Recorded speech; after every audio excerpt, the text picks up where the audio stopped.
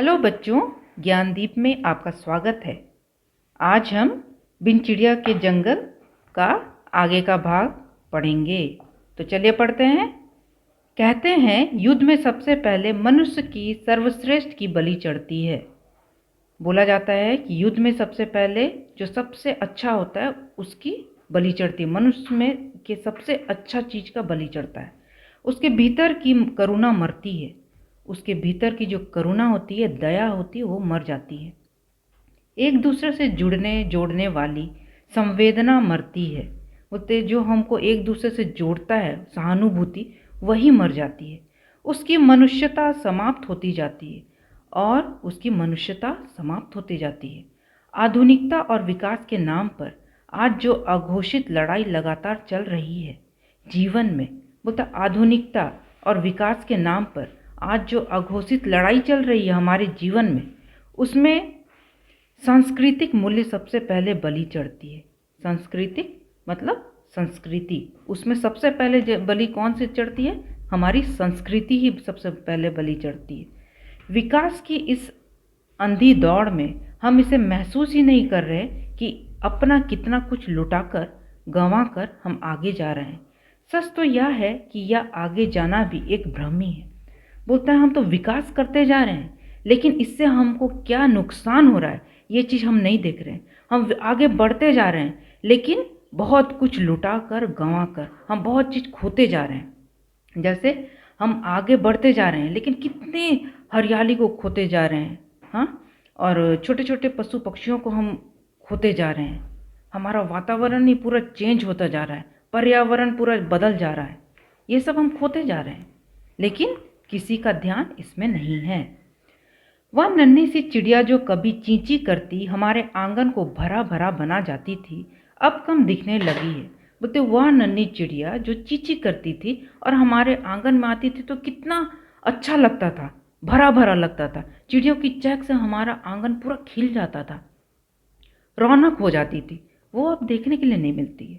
पक्षीविद कहते हैं, पक्षियों की जानकारी रखने वाले कहते हैं, हम उन परिस्थितियों को समाप्त करते जा रहे हैं। हम उन परिस्थितियों को समाप्त करते जा रहे हैं जिनमें ऐसे नन्हे जीव पल सके।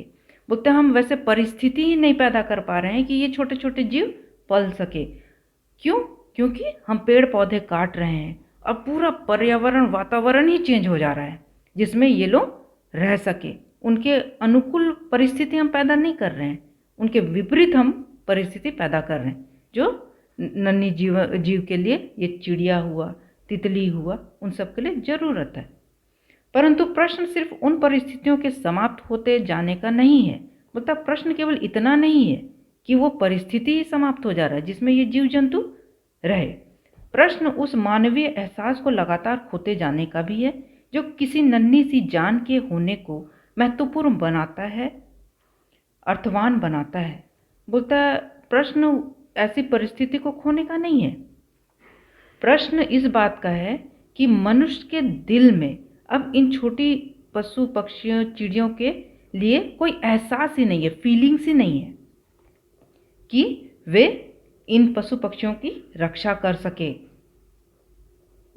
उसके जीवन में इसका और कोई महत्व नहीं है। वे खोते जा रहे हैं, उन पर ध्यान ही नहीं देते हैं।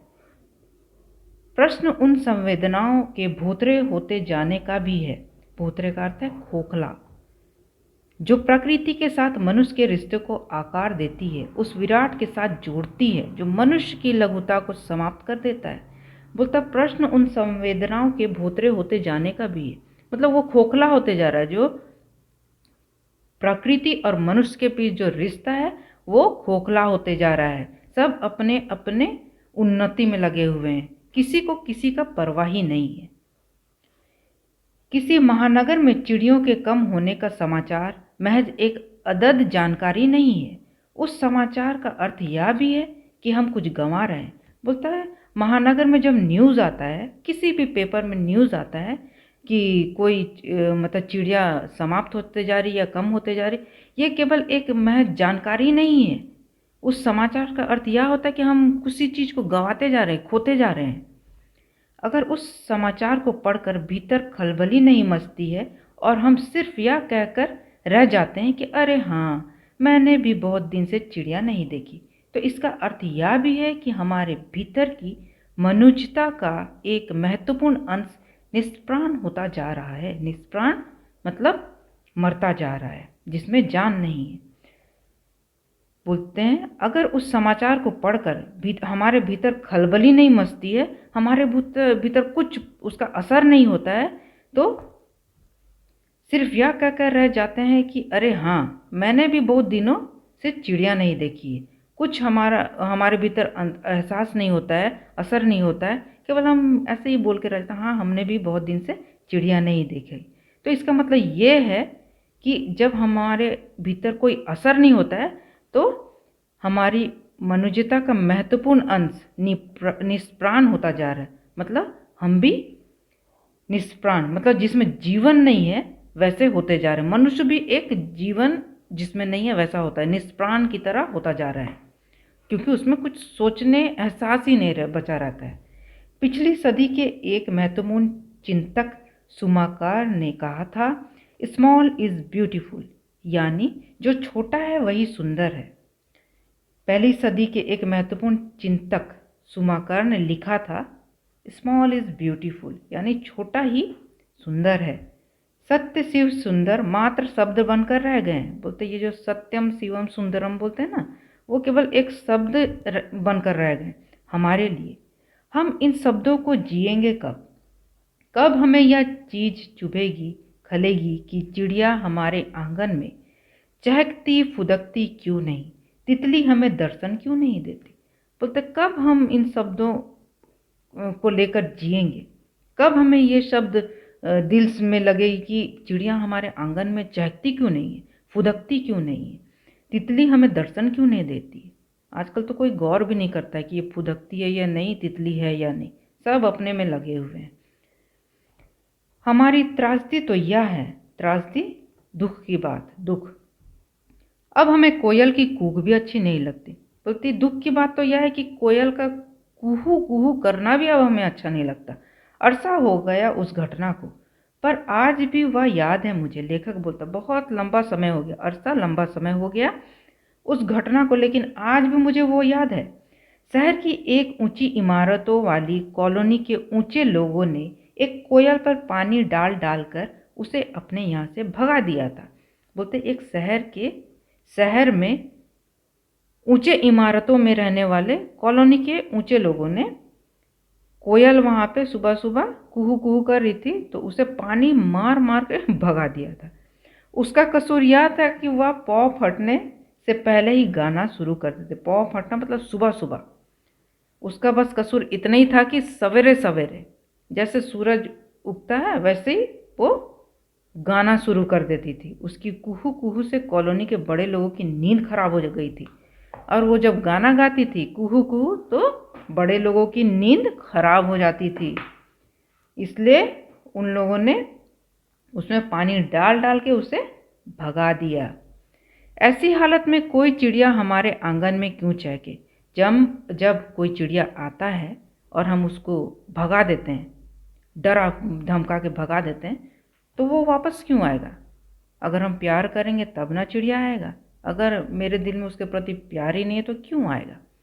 और आजकल जो है शहरों के लोगों के दिल में सबके प्रति कड़वाहट ही भरती जा रही। क्यों कोई तितली हमारे जीवन में रंग भरे? आखिर हम कब समझेंगे कि कोयल की कुहू कुहू सिर्फ मीठी आवाज़ नहीं होती, तितली के रंग बिरंगे पंख सिर्फ सुंदर नहीं होते। तो क्यों तितली हमारे जीवन में रंग भरेगी जब हम उसको ध्यान ही नहीं देंगे, भगा देंगे? आखिर हम कब समझेंगे कि कोयल की कुहू कुहू सिर्फ आवाज़ नहीं है, मीठी आवाज़ नहीं है, और तितली के रंग बिरंगे पंख जो बिखेरती है वो केवल सुंदरता ही नहीं है, यह आवाज़, यह सौंदर्य फूल के खिलने जैसे रहस्य जैसा है। बोलते ये आवाज़ और ये सुंदरता जो है, फूल कैसे खिलता है हम जान नहीं पाते, वैसे ही रहस्य जैसे है। अब हम इस रहस्य को भी नहीं जानना चाहते। बोलते अब हम इस रहस्य को भी नहीं जानना चाहते।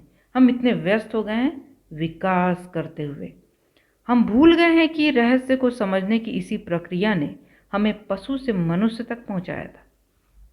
लेखक बोलते हैं हम ये भूलते जा रहे हैं कि रहस्य को समझने की इसी प्रक्रिया ने हमें पशु से मनुष्य तक पहुंचाया था। हम रहस्य को जान सके, मतलब इतना खोज कर करके ही आज हम यहाँ तक पहुँचे हैं। आखिर हम पीछे क्यों लौटना चाहते हैं?